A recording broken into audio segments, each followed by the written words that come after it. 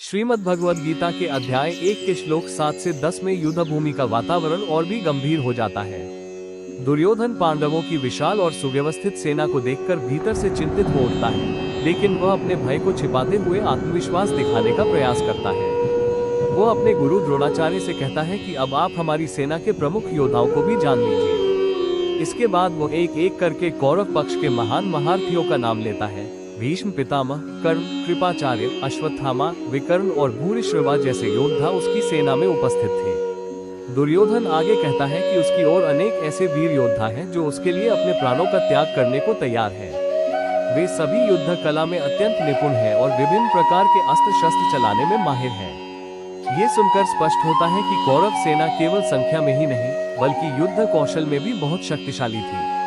फिर भी दुर्योधन बार बार अपनी सेना की शक्ति का वर्णन करता है, क्योंकि उसके मन में कहीं न कहीं भय था कि पांडवों के साथ धर्म और श्री कृष्ण का आशीर्वाद है। इसलिए वह अपने सैनिकों का मनोबल बढ़ाने के लिए कहता है कि भीष्म पितामह द्वारा सुरक्षित हमारी सेना असीम और अजेय है, जबकि पांडवों की सेना सीमित है। इन श्लोकों से यह सीख मिलती है कि केवल बाहरी शक्ति और बड़ी सेना पर्याप्त नहीं होती। सच्ची विजय उसी की होती है जिसके साथ धर्म, सत्य और भगवान का साथ हो। राधे राधे।